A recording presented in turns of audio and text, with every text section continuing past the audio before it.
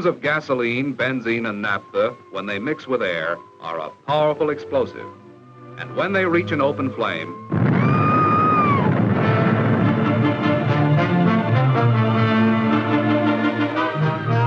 every minute of the day and night, all year long, there's a fire. Every hour of the day and night, all year long, one person dies and 4 are maimed by fire. When will this appalling rate of death and destruction come to an end? That is the challenge. How will you meet this challenge?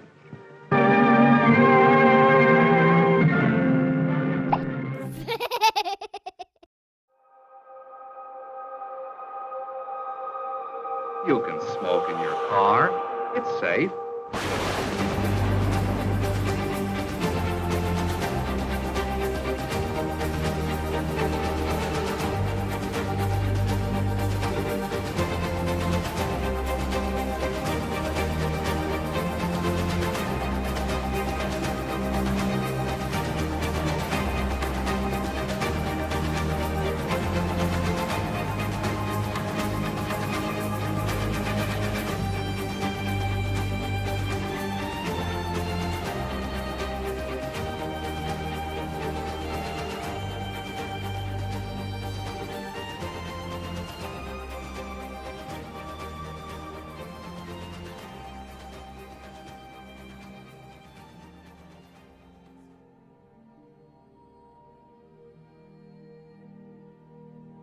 What's up, everyone? You got Mind Circus here with you, and welcome to another Mind Over Meta open world story, solo build, open world stuff, whatever we're calling these things these days.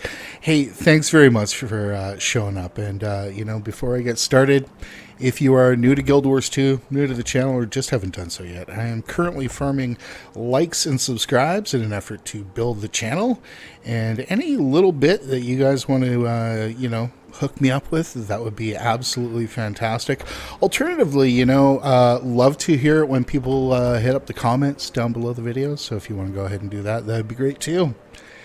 And with all that out of the way, we are going to be looking at Core Engineer here. This was kind of a fun experiment of mine. Now, I set up to do this build very much like the last build that I put up on the channel, which is the Core Guardian build, and you should totally go and click on that when you're done with this one. And in that, I wanted to set up a Celestial build for newer players. So something simpler with high sustain that was still of decent value. And particularly speaking, I wanted to use Celestial gear because that's what's coming in boost boxes. So this would be what's called a boost build. So you get your boost, you put this on, and then you just go about your business, maybe go earn your hero points or whatever, or just go and play the game. Because I'm going to be honest with you guys, this build specifically is as almost as strong as some of the elite spec engineer builds that I've put up on the channel. I'm really going to kind of put it to you that way. It's absolutely as fun as the Celestial Holosmith build that I put up a couple of months ago. Easily on the same level as Open World Scrapper. I think that this is a lot of fun, and I can't recommend that you guys check this out enough. If you're getting into engineer can be a little bit complicated. We're only going to be using one kit, and specifically speaking, guys, this is a flamethrower build. This is a really effective flamethrower build. Now, if you're one of those people who may be new to the game and you don't know what we're talking about when we say a flamethrower build, a flamethrower build for engineer is just a super simple build that camps a kit, and engineering kits are kind of replacements for your weapon powers, and it just camps a flamethrower kit walks around in open world spamming 1 on a lot of things, and really it's that simple. So again, pretty much simplicity itself, the best flamethrower build I could really make that was effective, useful, and fun. I think this is a really fun build. So I'm not going to get too far into it beyond what I've already said here at this point. I kind of struggled for a while with a way to kind of intro this build to you guys, but the reality is it's just simple fun. And you know, if you're one of those people who's looking to learn engineer before learning an elite spec, I think this would be a really good way to do it. So with all that said, let's get into how it did. So basic AoE checks were what I'm going to call hilariously solid.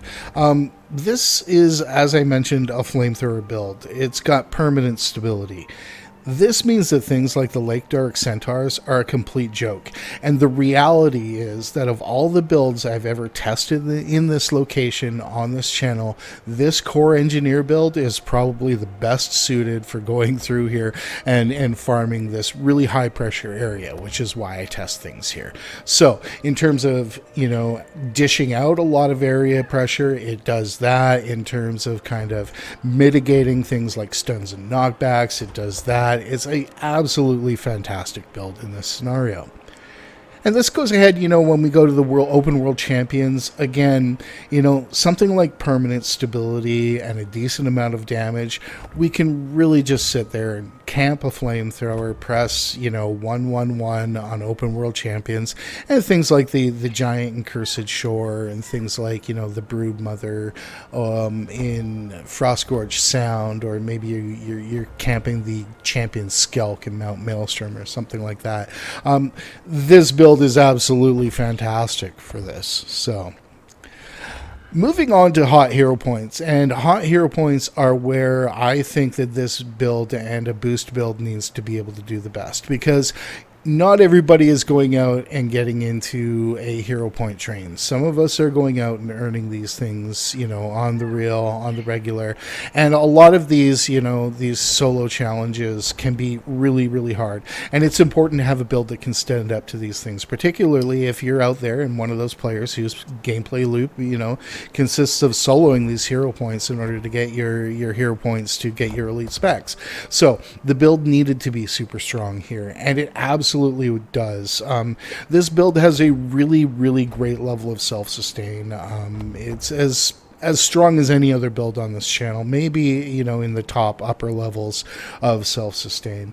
It's a surprisingly capable build, and like I say, it needed to be good here. It turned out to be great here. So kicking it up to another level, we have Core Engineer versus the Crucible of Consecration. And guys, Core Engineer just fucking crushed it here. Camping the flamethrower on this one made this probably the easiest I've ever handled Crucible of Consecration, actually. It's just the quality of life that comes with everything here, the ease of play, made this probably the best build I have ever used for this specific event. And, you know, as I'm mentioning, this specific event is not a joke. This is one of the harder events in open world, and absolutely one of the harder ones to solo from beginning to end if you're including the champion boss into it. So absolutely did fantastic here. And finally, yeah, desert bounties are a thing on this build. It absolutely stopped in its tracks a couple of times with some of the leyline modifiers. So, you know, it's not what I would call a top tier build for doing this, but it's absolutely doable. The sustain is probably the main benefit that you're getting here.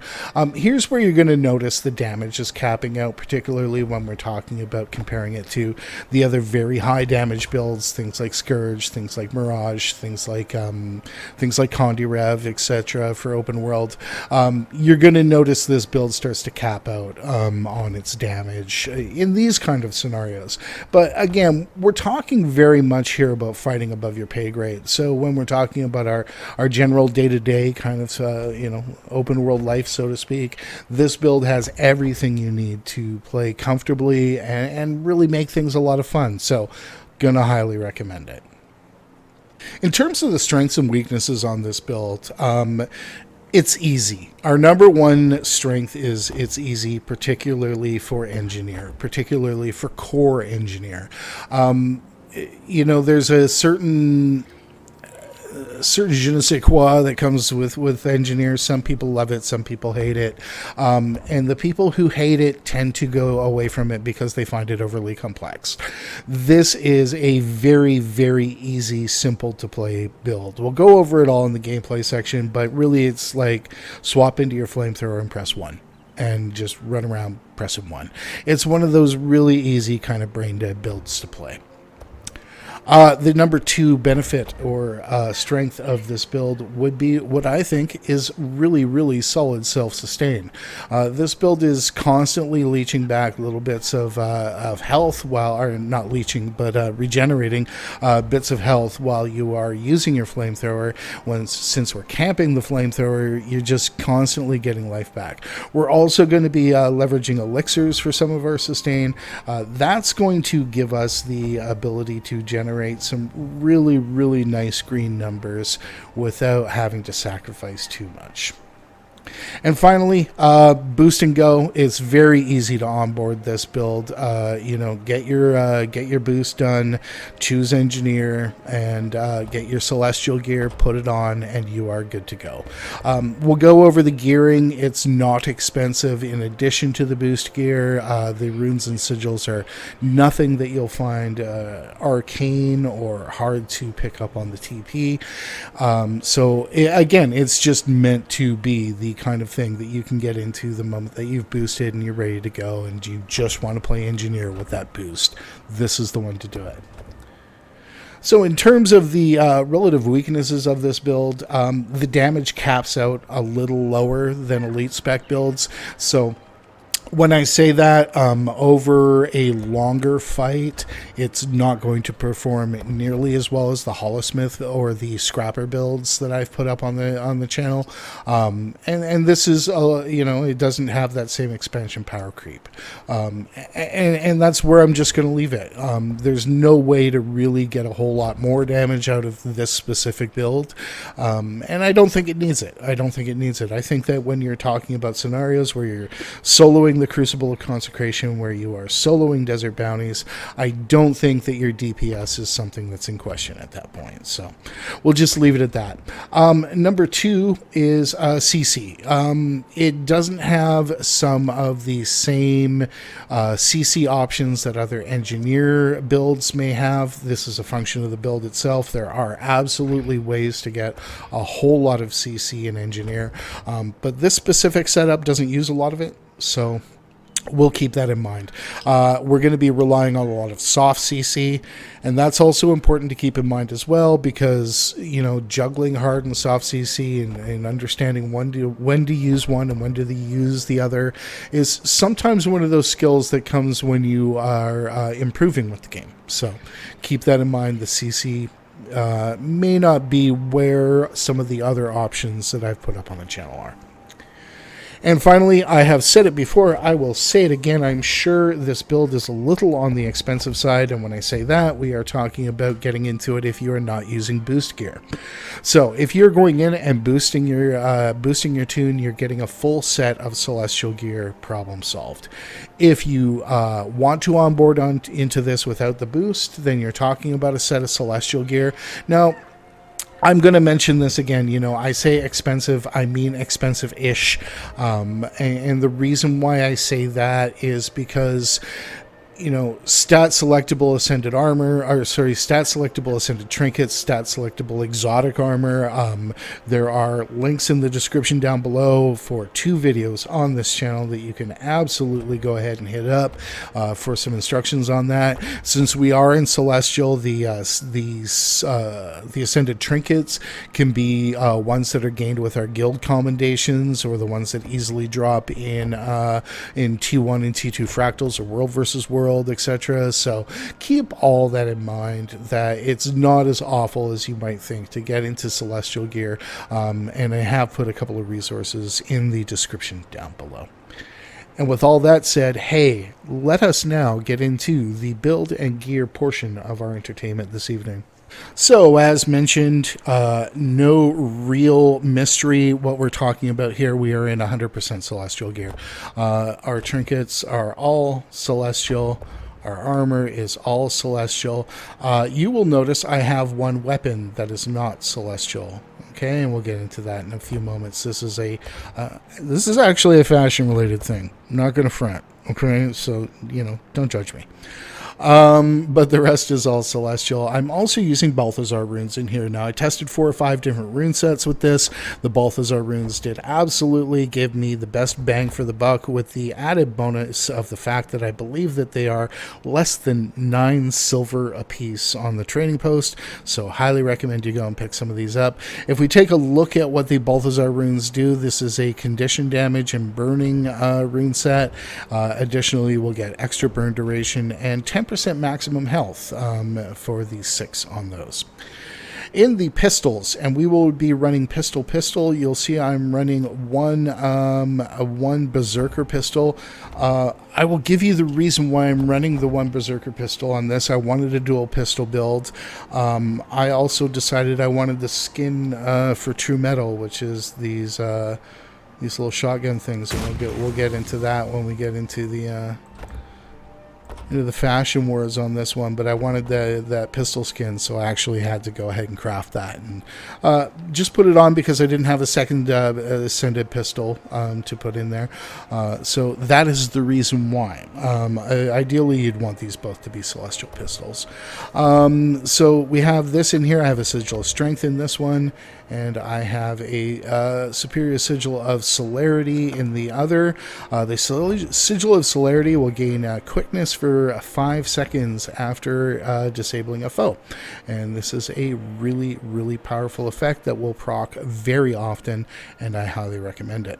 So that is our gear setup. It's pretty self-explanatory. Just for those of you who are wondering, yes, there is another weapon in here. It is, however, a sword for my Holosmith setup.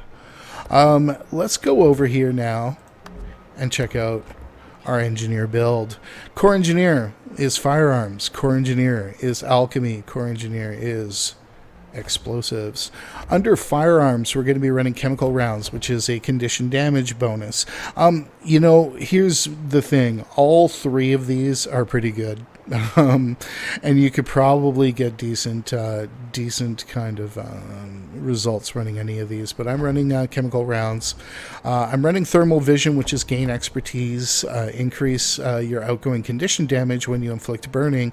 We will be inflicting a whole lot of burning on this build, so there is that.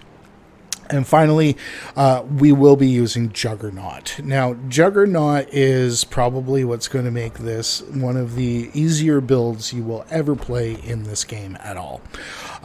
Juggernaut gain might and stability while wielding a flamethrower. And what this means is, while we have the flamethrower up, we have stability and we are generating might. And we are generating enough might to keep our might pretty much capped at all times. So, there it is. Juggernaut. It's a beautiful thing. Over here in Alchemy, we're going to be running health insurance, increase your incoming heal effectiveness. This means that the heals that you are giving yourself are going to be stronger. This is a nice little trait. Okay, these other 2 are of negligible value. Backpack Regenerator is an absolute must-have on this build. Juggernaut and Backpack Regenerator, absolutely essential.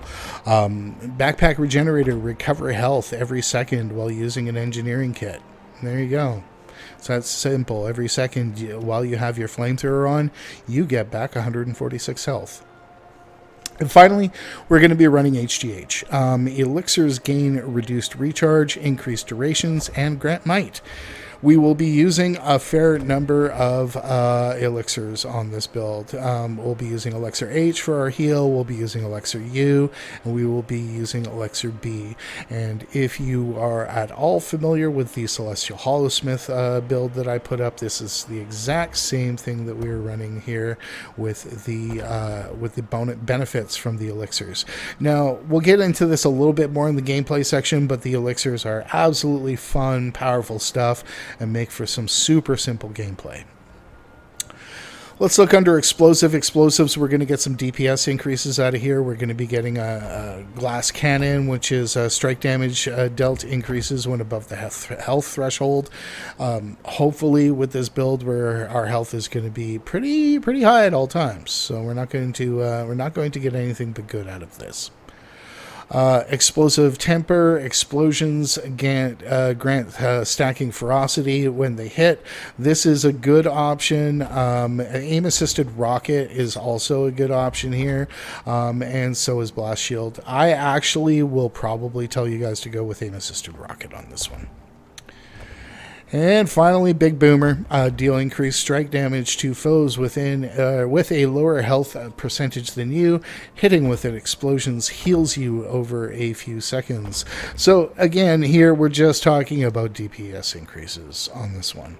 And there isn't anything really kind of mysterious about this build. I think it's just kind of solid fun, and we'll get into more in the gameplay section, but that is your build and gear. So let's take a look at what I have cooked up for our fashion. So our fashion may be a little bit old school here, but let's get into it. I'm kind of happy with it. A couple of gem store pieces, I believe, here. Specifically, our hat here is the Aetherblade medium helmet of the blah blah blah of the Balthazar. It's the helmet with the goggles, which I quite like. I'm just a fan of that. I think it's super cute. The celestial racing scarf, like I said in the past, we will get the racing scarf from Beetle Racing. And if you are wondering whether or not to check out Beetle Racing, I will say only that in all the MMOs I have ever played, with all their associated side games and mini quests and little, scuffed adventures on the side, nothing is as cool as Beetle Racing. And we'll just leave it at that. Our chest piece here, we're going to be using the Noble Coat. The Noble Coat is a piece of core gear, which I believe you get around the level 60 range, easily maintained. We're going to be using Stalker Gloves, also another piece of core gear, which I really like, but I felt kind of worked well with the top. We will be using the Duelist Pants. And the Duelist Pants, again, we're going back to core Tyria on this one, kind of a throwback. And finally, we will be using the Aetherblade medium boots. The Aetherblade boots, you could use just about any boots on that. Let's be clear about that, but I kind of like the way those look. The Aetherblade set, very much like the hat, are a gem store set, which will regularly cycle into the Black Lion Statuette vendor. So there we have it. In terms of the weapons, I went out and I made True Metal. True Metal is a skin that was added to the game, I want to say about a year and a half ago, where they had these little community events, community crafting events that would unlock certain skins, etc. And this pistol was one. It's not hugely expensive to go ahead and make. I think it was I want to say it was in the, between 10 and 15 gold to go ahead and craft that, which I quite like. I quite like the skin on that. So I thought it would work really well with the setup, and that's what we did. Finally, hey, let's go over, take a look at the dyes real quick. Now, the dyes, we're going to be using a lot of the same thing just to get the same effects, and there's not a lot of complicated stuff here. Going over, we're using Warm Bone on the scarf, just for the white scarf. Otherwise, we're using Harrowing Maroon for the red portions, and we are using Vintage Silver, I believe, on everything else for the gray, with Ruin on the pants. And that's it for the dyes. Went pretty simple on that one, but I'm pretty happy with it. So, with all that said, hey, we're already in the raid lobby. Let's move things around a little bit and see what we come up with. All right, guys, so let's run through really quick the gameplay on this one. It's really going to be about as simple as anything I've ever shown off on this channel. You've got your main weapon skills, which is pistol. This is going to generate a little bit of might because of the strength sigil. It's okay. But more specifically, we're actually going to use the pistol for a little bit of CC, so we'll get into that. That said, poison dart volley. Okay, so the 2 and the 4 are decent little bits of damage. but I'm really going to use the pistol in a lot of scenarios. If you'll give me a moment here, let me just turn the sound off. You're going to use the pistols mostly in scenarios where you have to have that range damage, and you see every once in a while we'll be firing out that aim-assisted rocket, which is just a little bit of extra damage. And really, that's all the value that we're going to get. We're going to get, you know, most of our value out of this weapon set is going to come from the CC off the 3 and the 5. Otherwise, we're going to be in Flamethrower. And we're going to be in Flamethrower just sitting there hitting 1 all the time. Now, if that sounds boring to you, then you're probably, you know, going to need another build. You know, I don't want to kind of misrepresent what's going on here. Your main purpose on this build is to, you know, generate a decent amount of burning on people. You can just flip back over into your pistols when you need to do a little bit of CC, but otherwise everything, all the magic is going to happen in the Flamethrower kit. Now, with the Flamethrower kit, we'll go over this really quickly here. The Flamethrower kit on the 1 has Flame Jet, which is just your auto attack. It's a serviceable auto attack. It starts putting some burning down. You've got Flame Blasts, fire a napalm ball that rolls through foes and explodes. It's a beautiful thing. Okay, so there's more burning. It's basically all burning. Now, the thing here is there's also 2 bits of CC that we'll get into in here, but your main thing here with the Flamethrower kit is to hit 1, okay? And then with the 3, we save the 3 for CC, we save the 5 for CC, but the 2 and the 4 we can actually do a nice little combo with to generate a little bit more might. Okay, so we can just do that, and let me just do that again here. So we'll put down the flame wall, and typically you'd want to put that flame wall down just under there, and then burst a little bit of might off that, so that works too. You see those numbers are coming up comfortably well, and that's really all you're going to kind of want to do. Now, further gameplay on this involves using your elixirs. Your elixirs are, what's important to know is that Elixir U gives you 11 and a quarter seconds of quickness, a bunch more stability. It's also a stun break. It's a fantastic power, which the way we've got everything set up is just doing an outrageous amount of boon generation for us. We're also going to be using Elixir B. Now, with the elixirs, okay, as we're playing Engineer, we want to remember that Toss Elixir U and Toss Elixir B are also available to us, and our group boons, okay, that really benefit from the Celestial Armour that we're using. So, kind of that simple.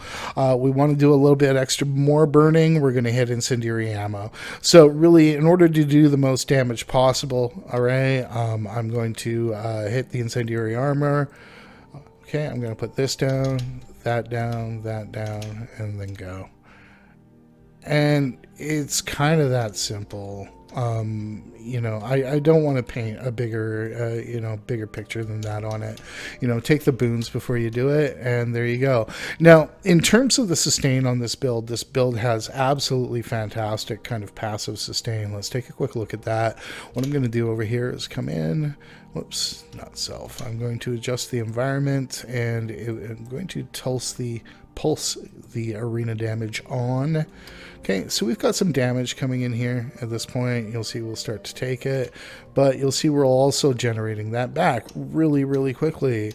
So that is not going to matter too much. But we also have a lot of other options when it comes to our sustain. What I'm going to do is I'm just going to go ahead and reset this golem really quickly, and then we'll further demonstrate. So we will remove the current golem and then respawn. There we go.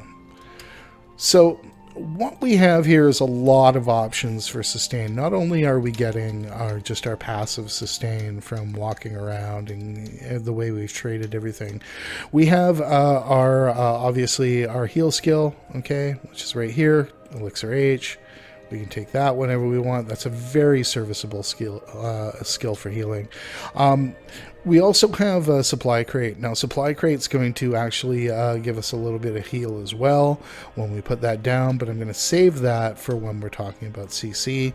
On the F5, okay, we have a bunch of these little healing things that can drop, and these are really good, not just for us, but for the people around. Okay, and then we have the F1.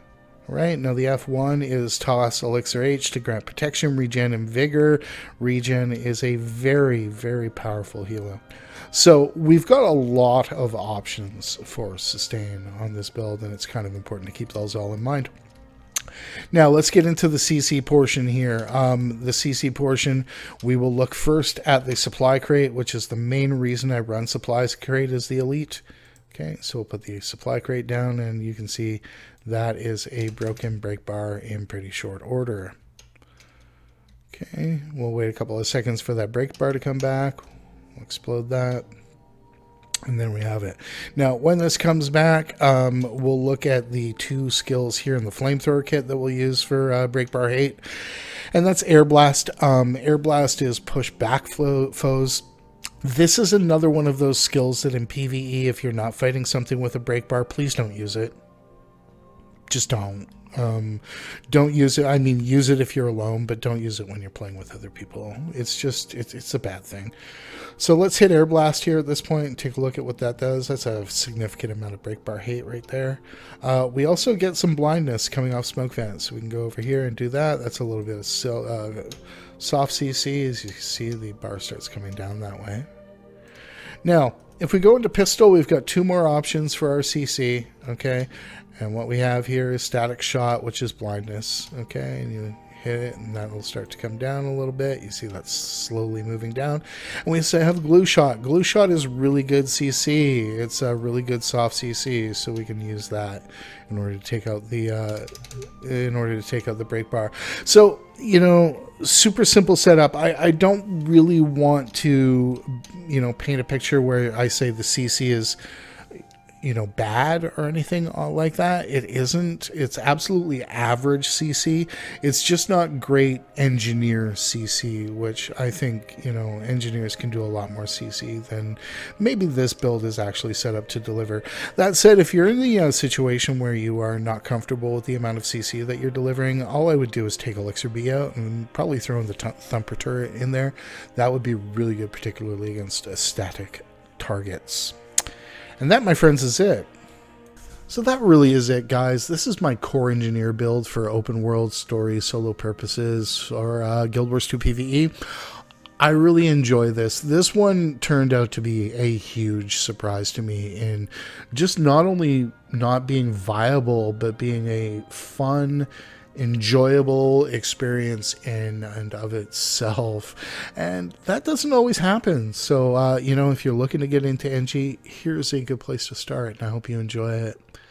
Hey, thank you guys very much for watching this video. I really do appreciate those of you who got through it. If you've got any thoughts, comments, suggestions, just want to say what's up, go ahead down into the comments down below the video and hit that up. I'm always glad to hear. I try to respond to them all. I really do.